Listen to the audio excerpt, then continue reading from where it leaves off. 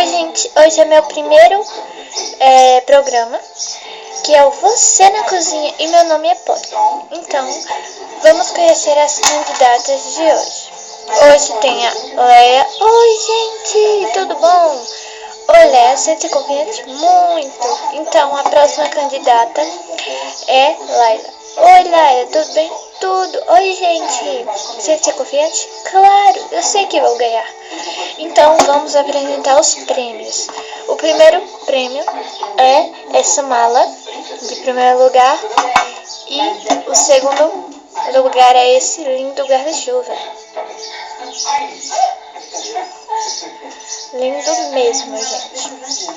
Então, hoje vocês vão cozinhar livre, tá? Podem cozinhar o que quiser. Então, mãos à obra.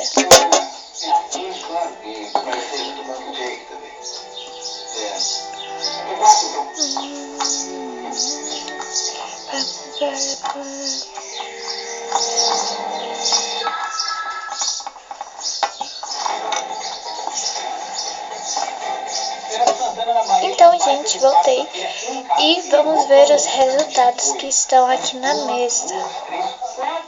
Então, esse aqui foi o da Laila, esse bolinho. Esse aqui é o da Leia. Então, eu vou experimentar um pouco para ver o resultado. Nham, nham, nham, nham.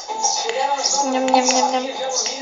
Então, gente, eu achei que os dois merecem 9, então vamos tirar o desempate, tá? Vamos tirar o desempate, colocar aqui. Então vamos pegar duas panelinhas e pegar aqui, ó. Peraí, gente. O pratinho, o bolinho da boneca. Vou colocar aqui e misturar tudo.